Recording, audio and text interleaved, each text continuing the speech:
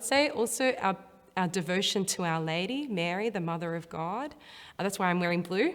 I'm a sister of the Immaculata, so Immaculata, it means immaculate, which means it's talking about the Immaculate Conception.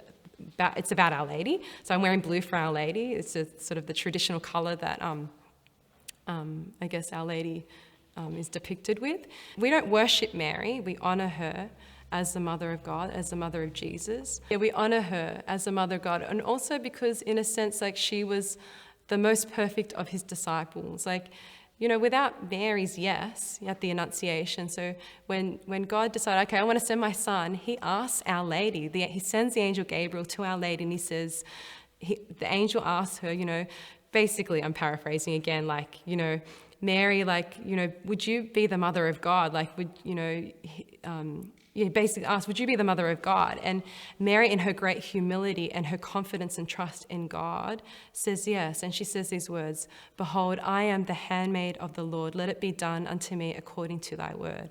And so, in a sense, she teaches us in an amazing way of how we're meant to cooperate with the grace that God gives us, how we're meant to live our lives as Christians. I'm not really, it's all over the place. But yeah, I just, like, she teaches me how to say yes. I don't know. Scripturally, you know, in the Magnificat, all generations shall call me blessed. Well, we're sort of the only ones that do, aren't we? Everybody else doesn't take too much notice, and yet she's the Mother of God. You know, she's so close to him. She gave the world Jesus by her yes. You know, she gave birth to Jesus. And because she's dead in heaven with him now, she's in heaven with him now, she continues to give the world Jesus. You know, why would she be less efficacious now that she's actually in heaven glorified than she was on the earth? And when she was on the earth, you know, she had so much role in giving Jesus to humankind. The very short answer is because Mary is the mother of Jesus, and because Jesus matters, Mary matters. So to catch that up a bit, you know, Mary was different. Mary was without sin. That's one of the things we teach, that she was immaculate. So when we celebrate the Immaculate Conception each year, we're celebrating the idea that Mary was conceived in her mother's womb immaculate.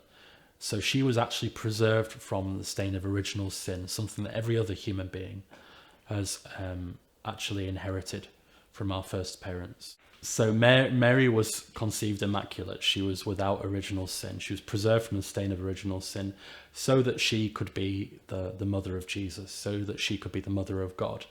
We call her Mother of God because, very importantly, she's the mother of the whole person of Jesus. So she's not just the mother of his human nature, if you like, because in Jesus, the divine nature and the human nature come together. So although the Son of God pre-exists Our Lady, in Jesus, when the Word becomes flesh, when the Son of God is joined to a human nature and becomes Jesus, he's one person, one hypostatic union is what we call it.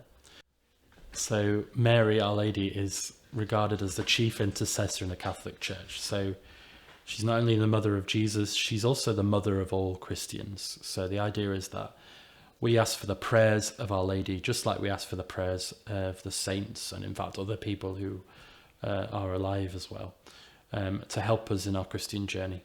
And one of the ways we see Mary's vocation kind of as our chief intercessor is at the cross, where Jesus says to John, the beloved disciple, "Behold your mother." And he says to he says to Mary, "Behold your son." So if you look at John, the beloved disciple, we're all that disciple. We all are represented by him at the foot of the cross. And Jesus is inviting us to take Mary into our home, into our heart as our mother. So she's like the maternal principle in the spiritual life, if you like. She's the one who intercedes for us and always shows us the way to Jesus. So she's not there to point to herself. She's always there to guide us towards Jesus, her son. And in fact, St. Louis de Montfort, he says that the quickest way to Jesus is through Mary.